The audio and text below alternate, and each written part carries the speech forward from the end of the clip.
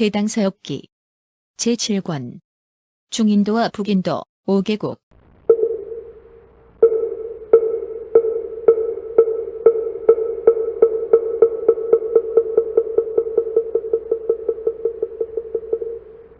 그러자 은사가 말하였다. 나는 오랜 세월 동안 열사를 찾아다니고 있었는데 다행히도 우연히 당신을 만나게 되었소. 당신의 기묘한 생김새는 책에 나와 있는 모습 그대로요. 내게 달리 바람이 있었던 것은 아니요. 그저 하룻밤 동안 소리를 내지 않기만 하면 돼요. 그러자 열사가 말하였다. 나보고 죽으라고 하여도 사양하지 않을 것입니다. 하물며 그저 숨을 죽이고 있는 일이야 대수이겠습니까? 이에 단장을 쌓아 마련하고 선법을 받았다. 그리고 방술에 의거해 하나하나 준비하면서 앉아서 해가 지기를 기다렸다. 이윽고 해가 지고 난 뒤 각자 자신이 맡은 일을 하였다.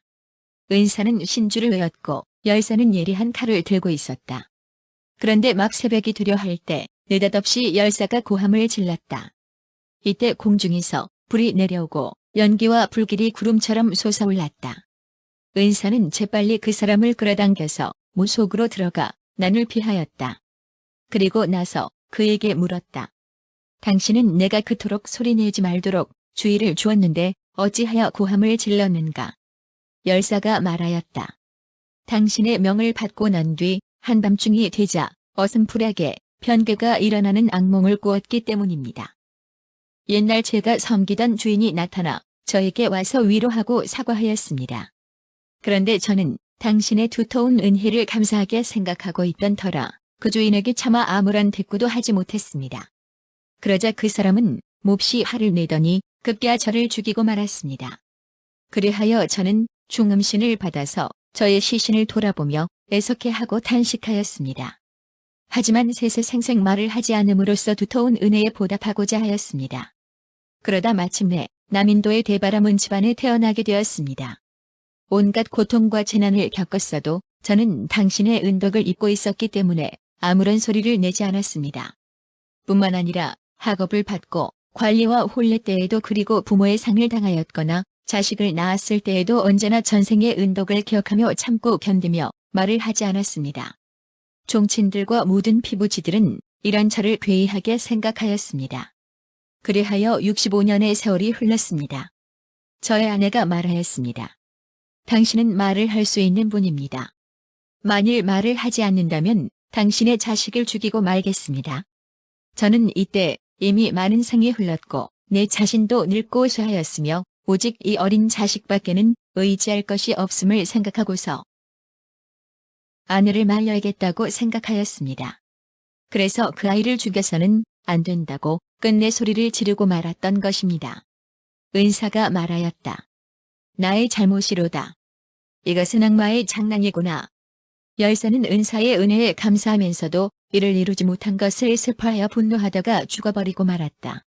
화재에 난을 면하였기 때문에 이 못을 구명이라고 불렀으며 은혜에 감사하면서 죽었기 때문에 열사의 못이라고도 부른다. 열사의 못에서 서쪽으로는 세 개의 동물의 솔도파가 있다. 이것은 열애께서 보살행을 닦으실 때 몸을 태운 곳이다. 겁초의 이면에는 여우와 토끼와 원숭이가 서로 종류는 달랐지만 사이좋게 지내며 살고 있었다. 이때 제석천이 보살행을 닦는 자가 누구인지 시험해보고자 지상으로 내려와서 노인으로 모습을 바꾸었다. 그리고 나서 세 마리 동물들에게 물었다. 너희들은 편안하게 잘 지내고 있느냐? 두렵거나 놀라는 일은 없는가? 그들이 답하였다. 풍요로운 풀들과 우거진 숲속을 마음대로 눈일고 돌아다니며 서로 다른 동물들이지만 함께 기뻐하면서 편안하게 즐기고 있습니다. 노인이 말했다. 듣자 하니 너희들은 정이 두텁고 마음이 잘 맞는다고 하기에 늙은 몸을 이끌고 이렇게 먼 길을 찾아온 것이다. 그런데 나는 지금 배고프고 목이 마른데 뭔가 먹을 것이 없겠느냐? 그들이 말하였다. 부디 조금만 기다려 주시다면 우리들이 나아가서 찾아보겠습니다. 그리고 나서 사심을 없애고 한 마음으로 각자 길을 나누어 먹을 것을 찾으러 다녔다. 여우는 물가를 따라 내려가다가 신선한 잉어 한 마리를 잡았다. 원숭이는 숲속에서 진귀한 꽃과 열매를 따와서 함께 노인에게 올렸다. 그런데 토끼만은 빈손으로 돌아와 주위를 이리저리 뛰어다녔다. 내가 보니 너희들은 아직 화합하지 못하고 있는 것 같구나. 여우와 원숭이는 뜻을 합하여 각각 능히 찾아왔지만 오직 토끼만은 빈손으로 돌아와서 내게 줄 음식을 갖고 오지 못하였다. 이것을 보더라도 나의 말이 사실임을 알 수 있다. 토끼는 이렇게 자신을 비난하는 소리를 듣고 원숭이와 여우에게 말하였다. 장작과 풀을 많이 베어서 모아온다면 그때 뭔가 만들어내겠다. 원숭이와 여우는 앞다투어 달려가서 풀을 모으고 나무를 끌어왔다. 이렇게 해서 장작이 높이 쌓였으며 불을 붙이자 맹렬한 기세로 불길이 솟아올랐다. 이때 토끼가 말하였다. 인자하신 어르신, 내 몸은 천하여서 아무것도 찾아오지 못하였습니다. 그래서 감히 미약한 이 몸이나마 그대의 한 끼 식사로 대접하고자 합니다. 이렇게 말을 마치고 불길 속으로 들어가 이내 죽고 말았다. 이때 노인은 제석천의 몸으로 다시 돌아와서 죄를 해치고 유희를 수습하여 한동안 토끼의 행동을 가상하게 여기며 탄식하였다. 그리고 여우와 원숭이에게 말하였다. 이렇게까지 하다니 나는 토끼의 마음에 참으로 감동하였다. 이 저추가 사라지지 않도록 토끼를 달에 보내어서 후세에 전하게 하리라. 그곳의 사람들은 모두 달 속의 토끼가 바로 여기에서 유래된 것이라고 말하며 후세 사람들은 이곳에 솔도파를 지었다. 이곳에서 금가하의 물줄기를 따라 동쪽으로 300여리 가다 보면 전주국에 이른다. 2. 전주국. 전주국의 둘레는 2000여 리이며 도성은 금가하를 접해 있는데 성이 둘레는 10여 리이다. 그곳에 살고 있는 사람들은 풍요롭고 마을들이 서로 있다. 토지는 비옥하고 곡식은 시기에 잘 맞추어 파종하고 있다. 기후는 화창하고 풍속도 질박하다. 사람들의 성품은 난폭하고 맹렬하며 삿된 가르침과 바른 가르침을 함께 믿고 있다. 가람은 10여 곳 있으며 승도들은 1000명에서 조금 모자란다. 그들은 모두 소승의 가르침을 익히고 따르고 있다. 천사는 20곳 있으며 이교도들이 뒤섞여 살고 있다. 큰 성이 서북쪽에 가람이 있는데 그 안에 솔도파가 있다. 이것은 무왕이 세운 것이다. 인도기에서는 이곳에 열애의 사리가 한두 들어있다. 옛날 세존께서 이곳에서 7일 동안 하늘과 인간 대중을 위하여 미묘한 법을 널리 설하셨다라고 전하고 있다. 그 옆에는 과거 세 분의 부처님께서 앉으시거나 거니시던 유적지가 있다. 여기에서 가까운 곳에 자시보살상이 있는데 그 상의 크기는 비록 작지만 위신이 뛰어나며 신령스러운 조짐이 은밀히 흐르는 곳으로서 기적이 간간히 일어나고 있다. 큰 성이 동쪽으로 200여리 가다 보면 아피타갈랄라 승가람이 있다. 주위를 에워싼 담은 넓지 않지만 그 조각과 장식은 참으로 빼어나다. 꽃이 만발한 무슨 그림자를 서로 비추고 대각의 용마루들이 서로 있다. 승도들은 온화하고 조용하게 수도하고 있으며 장유의 질서들이 잘 지켜지고 있었다. 옛 선원들의 말에 의하면 옛날 대설산의 북쪽 도하라국에 학문을 즐기던 사문이 있었다. 이들은 두세 사람이 뜻을 함께하여 경을 외우고 나머지 시간은 유유자적하게 보냈는데 언제나 이렇게 말하였다. 미묘하고 그윽한 이치는 말이나 토론으로 탐구할 대상이 아니다. 성인의 자취가 드러나는 곳은 두루 찾아가 발로 밟으며 다녀보아야 마땅하다. 모름지기 막역한 친구들끼리 서로 물어가면서 성인의 유적을 직접 돌아보기로 하자. 이에 두세 사람의 친구들은 지팡이를 짚고 함께 유람하러 나섰다. 그리하여 인도에 도착해서 가람에 묵으려 할 때 사람들은 그들이 변방에서 온 비루한 사람들이라고 여기고 경멸하며 이들에게 잠자리를 주려고 하지 않았다. 그들은 바람과 이슬에 젖은 데다 굶주림에 시달렸기 때문에 안색이 초췌하였고 몰골이 초라하였다. 이때 이 나라의 왕이 근교로 논일러 나갔다가 여러 객승들을 보고 괴이하게 생각하여 물었다.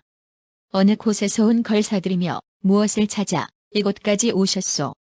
귀도 뚫지 않았고 옷도 해지고 남루하지 않소? 사문들이 답하였다. 우리는 도하라국 사람들입니다. 부처님의 유교를 받들어 속세의 번뇌를 멀리하고 뜻이 맞는 이들과 함께 부처님의 유적지를 순례하고자 왔습니다. 그러나 개탄스럽게도 우리가 박복한 까닭에 사람들이 모두 다 우리를 저버리고 있습니다. 인도의 사문들은 여행자를 배려하지 않습니다. 그래서 저희는 본국으로 돌아가고자 합니다. 그러나 순례를 미처 다 끝내지 못하였으니 비록 고생스럽기는 하지만 먼 훗날에는 반드시 끝낼 것을 다짐합니다.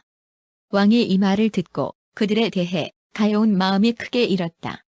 그리하여 곧 바로 풍광이 빼어난 그곳에 가람을 세우고 흰 천에 글을 써서 사람들에게 알렸다. 내가 생각해보건대 나의 존귀함은 세상 사람들의 으뜸이고 귀함은 사람들 가운데 가장 지극하나니 이것은 모두 삼복께서 돌보신 바이다. 내가 이미 사람들의 왕이 되어 부처님의 부촉을 받았다.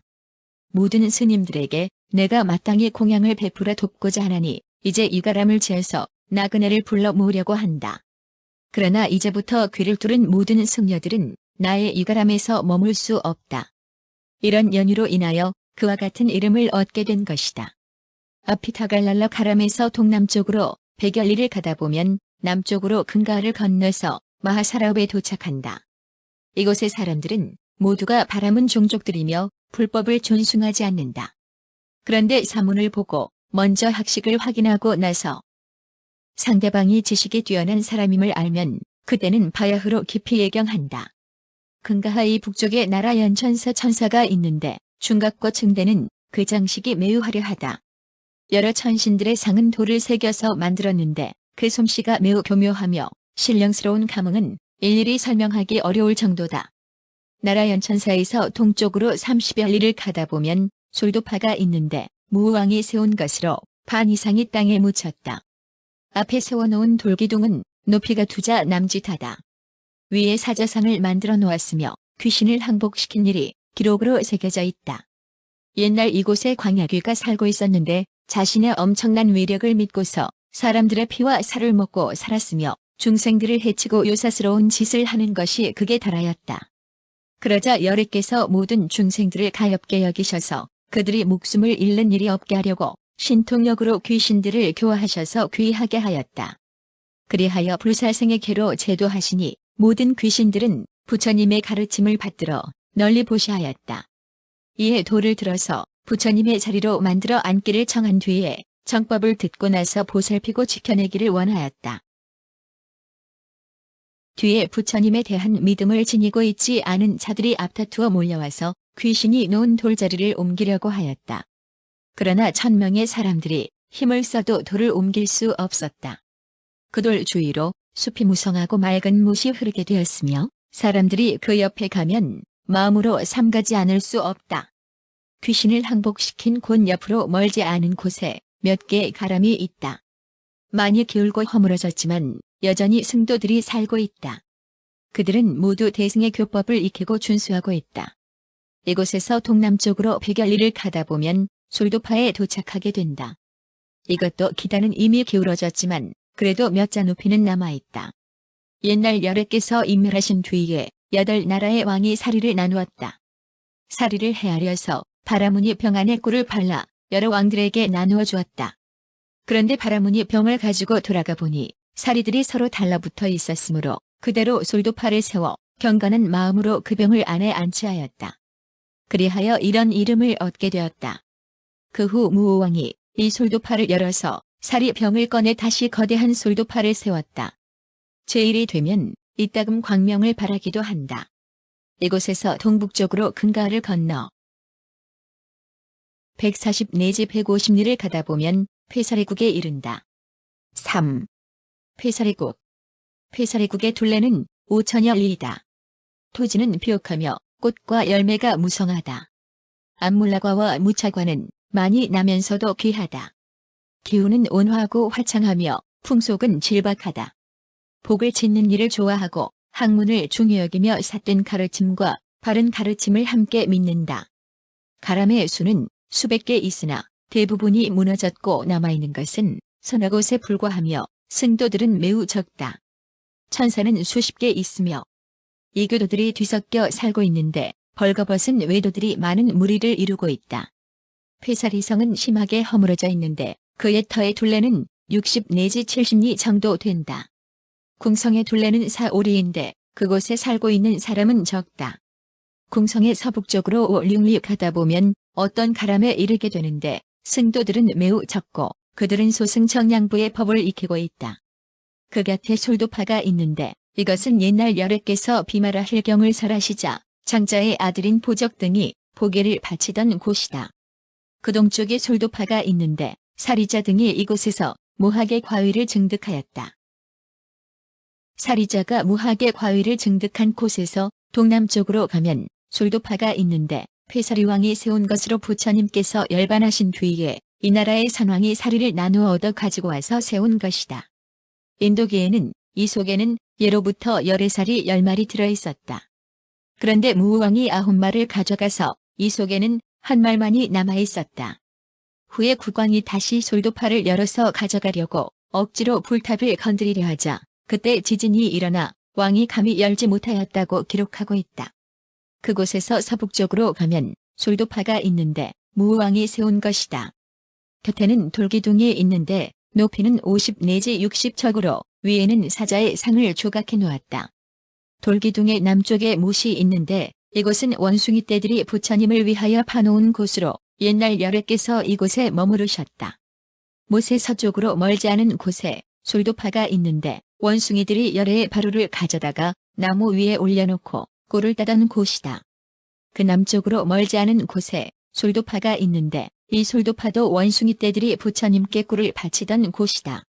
못의 서북쪽 모퉁이에는 지금도 원숭이 조각상이 있다. 가람의 동북쪽으로 삼릭하다 보면 솔도파가 있는데 이곳은 비마라힐의 옛저택이 있던 터이다. 이곳에는 신령스러운 기적이 많이 일어난다. 이곳에서 멀지 않은 곳에 신사가 하나 있다. 그 형상이 흡사 벽돌을 쌓아놓은 듯한데 전하는 말로는 돌을 쌓았다고들 한다. 즉 무고칭 장자가 병을 핑계 삼고서 설법하던 곳이다. 이곳에서 멀지 않은 곳에 솔도파가 있는데 장자의 아들인 보적의 옛집터이다. 또다시 이곳에서 멀지 않은 곳에 솔도파가 있는데 이곳은 암몰라 여인의 옛집이다. 부처님의 이모 등 여러 필춘이들은 이곳에서 열반에 들었다. 가람의 북쪽으로 3사리를 가면 솔도파가 있는데 이곳은 여래께서 구신하국으로 가셔서 열반에 드시고자 할 때 인간과 비인 등의 세존을 따라 이곳에 와서 머물러 서 있던 곳이다. 다시 서북쪽으로 멀지 않은 곳에 솔도파가 있는데 이곳은 부처님께서 마지막으로 폐사리성을 돌아보신 곳이다. 그 남쪽으로 멀지 않은 곳에 정사가 있는데 앞에는 솔도파가 세워져 있다. 이것은 암몰라 여인이 부처님께 동산을 보시한 곳이다. 암몰라 동산 옆에 솔도파가 있는데 이곳은 여래께서 열반을 고하셨던 곳이다. 옛날 부처님께서 이곳에서 아난에게 말씀하셨다. 사신족을 얻은 자는 일겁의 생명을 누릴 수 있다. 현재의 열애는 장차 그 수명이 몇 년이겠느냐? 이와 같이 거듭 물었지만 아나는 대답하지 않았다. 그것은 천마들이 그를 미혹하게 하였기 때문이다. 아나는 자리에서 일어나 숲속에서 조용히 침묵하며 머물렀다. 이때 악마들이 와서 부처님에게 청하였다. 열애께서 세상에 머무시며 오랫동안 세상 사람들을 교화하셨습니다. 생사의 세계를 떠도는 중생들을 일깨우고 제도하신 수도 모래알이나 티끌만큼 많습니다. 정멸의 즐거움을 누릴 시간이 이제 찾아왔습니다. 그러자 세존께서 흙을 조금 손톱 위에 올려놓고 악마에게 물으셨다. 대지에 흙이 많은가, 손톱 위에 흙이 많은가? 악마가 대답하였다. 대지에 흙이 많습니다. 부처님께서 말씀하셨다. 지금까지 제도 받은 자는 손톱 위에 흙처럼 적고 아직 제도 받지 못한 자는 대지의 흙처럼 많다. 지금부터 3개월 뒤에 나는 열반에 들 것이다. 그 말씀을 듣고서 악마는 기뻐하면서 자리에서 물러갔다. 한편 아나는 숲속에 있다가 호련히 기이한 꿈을 꾸고서 부처님께 와서 여쭈었다. 저는 숲속에 있다가 이런 꿈을 꾸었습니다. 가지와 잎이 아주 무성하고 그늘이 짙게 드리워진 거대한 나무가 있었는데 난데없이 거센 바람이 불어와 남김없이 가지를 부러뜨리고 잎을 떨어뜨렸습니다. 저는 장차 세존께서 정멸에 드시려는 것이 아닐까 두려운 마음에 이렇게 세존을 찾아와 여쭙는 것입니다. 그러자 부처님께서 아난에게 말씀하셨다.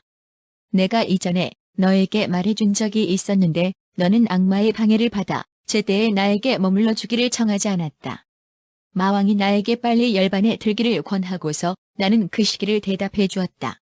너의 꿈은 바로 그것을 암시한 것이다. 열반의 시기를 알려주신 곳 옆으로 멀지 않은 곳에 솔도파가 있는데 천명의 아이가 부모를 만난 곳이다. 옛날 선인이 바위 계곡 사이에 은거하며 지냈다. 음력 2월에 맑은 물에 멱을 감고 있었는데 이때 암사슴이 그 물을 마시다가 감흥하여 여자아이를 낳았다.